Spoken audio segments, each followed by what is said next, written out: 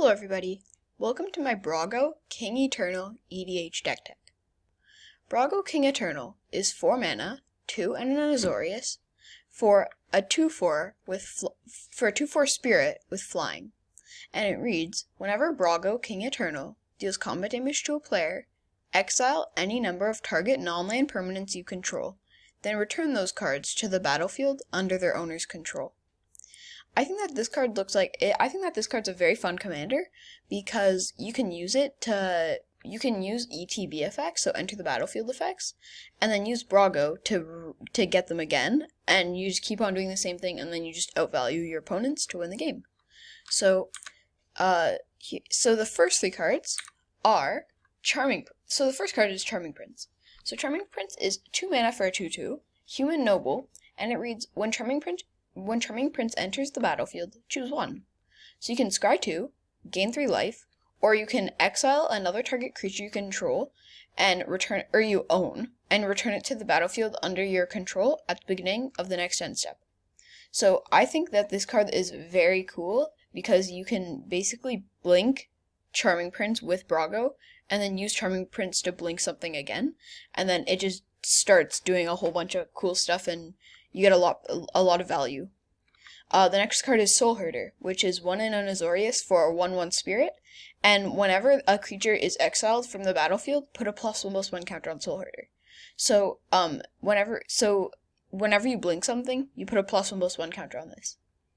And at the beginning of your end step, you can blink something. Then Thassa Deep Dwelling is 4 mana for 6/5 with God with Indestructible. And as long as your devotion to blue is less than 5, Thassa isn't a creature. At the beginning of your end step, you can exile up to one other target creature you control. Then you can return it to the battlefield under your control. You can also pay 4 and tap another target creature. Restoration Angel is a 4 mana 3/4 angel with flash and flying, and when it enters, you can blink a non-angel creature. Felidar Guardian is 4 mana for a 1/4 cat beast, and when it enters the battlefield, you blink something. Flicker Wisp is 3 mana for a 3/1 with flying, and when it enters, you blink something. But it comes back on the end step, not right away. Eldrazi Displacer is 3 mana for a 3/3. Eldrazi with Devoid, so it has no color, but you can pay 3, 2 and a colorless, to exile a target creature, then return it to the battlefield tapped under its owner's control. So the next card is Yorion Sky Nomad. So this is a 5 mana card, so it just came out, but it's a companion. I think that it just makes a nice spot in the regular deck. So it's a 4/5 Bird Serpent. So it has companion if your starting deck has 20 cards more than the minimum deck size. Flying, and when it enters the battlefield, you blink any number of permanents you control. And they come back on the end step. The next card is Mist Meadow Witch. So Mist Meadow Witch is 2 mana for a 1/1, and you can pay 4, and you can exile a creature and return it to the battlefield under its owner's control at the beginning of the next end step. Cloud Shift is a 1 mana instant that lets you blink something. Ephemerate is the same thing as Cloud Shift, but it also has Rebound. Ghostly Flicker is 3 mana for an instant. You can exile 2 artifacts, creatures, and or lands you control. Return those cards to the battlefield under your control. So you can use this to blink creatures, but you can also use it to blink artifacts if you need to. Momentary Blink is 2 mana. You just blink something, but it also has Flashback for 4. Eerie Interlude is a 3 mana instant, and you can exile any number of target creatures you control, and you return those cards to the battlefield under their owner's control at the beginning of the next end step. Flicker of Fate is a 2 mana instant that lets you blink something, but it has to be a creature or an enchantment. Essence Flux is a 1 mana instant that lets you blink something, but if it's a spirit, you put a +1/+1 counter on it. Teferi's Time Twist is 2 mana, instant, you blink something, but it comes back at the end step, and if it enters the battlefield as a creature, it enters with an additional +1/+1 counter on it.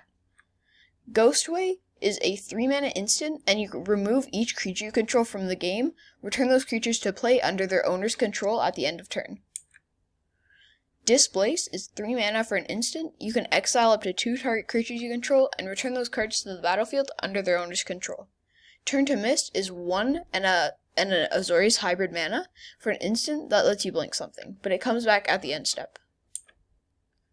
Reflector Mage. So the next cards that I'll be showing you are cards that benefit off of blinking your creatures.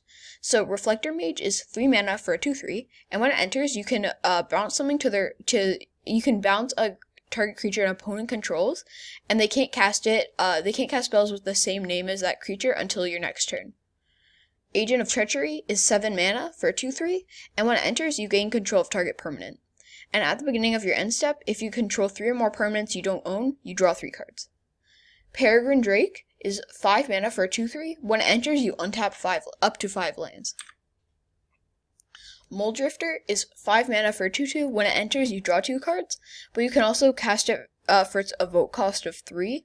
And then if you do, then it gets sacrificed just as it enters the battlefield, so you get to draw 2 cards. Stonehorn Dignary is a 4 mana 1/4, and when it enters, target opponent skips his or her next combat phase. Cloud Blazer is a 5 mana 2/2 with flying, and when it enters the battlefield, you gain 2 life and draw 2 cards.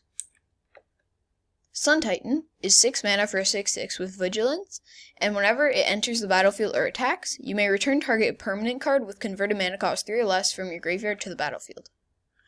Venser Shaper Savant is 4 mana for a 2/2 with flash, and when it enters the battlefield, return target spell or permanent to its owner's hand. So you can actually use this as kind of like a counter spell. Solemn Simulacrum is 4 mana for a 2/2, and when it enters the battlefield, you search your library for a land and put that card onto the battlefield tapped, shuffle your library, and when he dies, you can draw a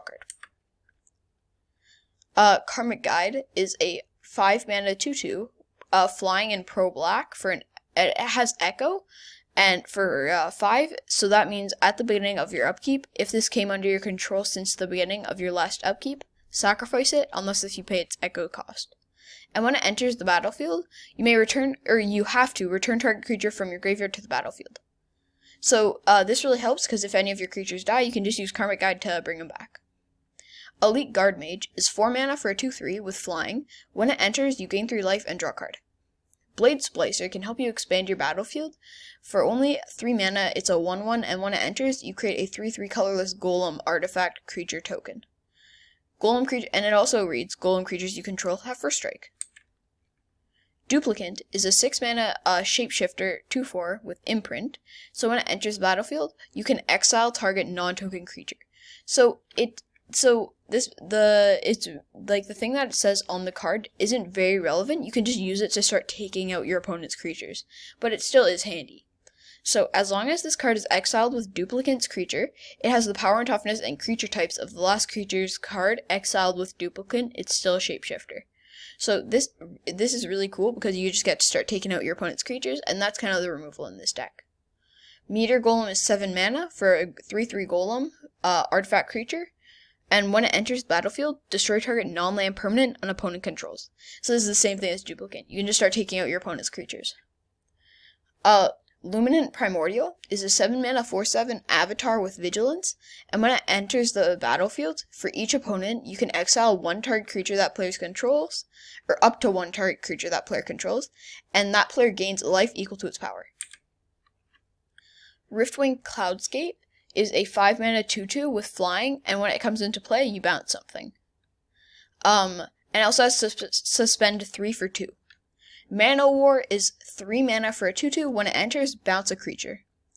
Exclusion Mage is a 3 mana 2/2. When it enters, bounce target creature an opponent controls. Spine of Ishsa is a 7 mana artifact, and when it enters, destroy target permanent. And when it's put into a graveyard from the battlefield, return it to its owner's hand.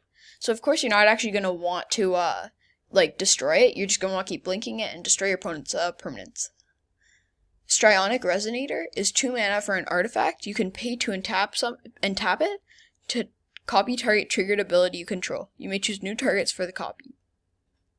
Panharmonicon is a 4-mana artifact, and it reads, if an artifact or creature entering the battlefield causes a triggered ability of a permanent you control, that ability triggers an additional time. Basalt Monolith is 3 mana for an artifact, and it doesn't untap during your untap step, but you can tap it to add 3 mana to your mana pool. The thing that I noticed that's really cool about this card is that if you use Brago or any other card that blinks things, you can just blink that and it returns to the battlefield untap, unless if the card that blinked it says otherwise. Conjurer's Closet is 5 mana for an artifact, and at the beginning of your end step, blink something. Altar of the Brood is 1 mana for an artifact, and whenever a permanent enters the battlefield under your control, each opponent puts the top card of his or her library into his or her graveyard. So I really like this card. I think it was kind of cool when I saw it, because you can, if you can blink enough cards, if you can blink a card like 100 times or more, depending what the circumstances of the game is, you can win. Oh. Oops. Oath of Teferi is 5 mana for a legendary enchantment, and when it enters the battlefield, exile another target permanent you control and return it to the battlefield under its owner's control at the beginning of the next end step. So that's like the main ability that I saw with this. You can just blink more times whenever you blink something. But the next ability is still handy. So it reads, you may activate the loyalty abilities of planeswalkers you control twice each turn rather than only once. Call for Unity is 5 mana for an enchantment with Revolt, and it reads, at the beginning of your end step, if a permanent you control left the battlefield this turn, put a Unity counter on Call for Unity. And it reads, creatures you control get +1/+1 for each Unity counter on Call of Unity. So if Brago, say, blinks 10 things, then you put 10 counters on this and all your creatures get +10/+10. Treachery is 5 mana for enchant creature, and you control the enchanted creature, and when it enters, you untap 5 lands. So, here are some of the planeswalkers. So the first one is Venser the Sojourner, which is 5 mana for a 3 loyalty planeswalker, and you can +2 to blink something, and it comes in at the end step. You can -1 to make all creatures unblockable that turn. And you can -8 for the ultimate, which reads, you get an emblem with whatever you cast a spell, exile target permanent, which is very powerful. So the next 2 cards I put in, because these are the War of the Spark planeswalkers that only have down ticks. So you can use Brago or the other cards that blink things to blink these planeswalkers, but when they come back in, they come back with full loyalty. So that really helps, and you can use this to your advantage. So Casminia Enigmatic Mentor is a 4 mana planeswalker with 5 loyalty, and it reads, spells your opponents control, or spells your opponents cast that target a creature or planeswalker you control cost 2 more to cast. You can also -2 her to create a 2/2 blue wizard creature token, and you draw a card, then discard a card. So the Wanderer is 4 mana for a 5 loyalty planeswalker, and the static ability is that you prevent all non-combat damage that would be dealt to you and other permanents you control. And you can -2 her to exile target creature with power 4 or greater. So I really like all the planeswalkers in this deck, and Oath of Teferi can benefit it if you get these cards together. So that brings us to the end of the episode. So I hope you guys enjoyed the video, and yeah, so have a nice day. Bye!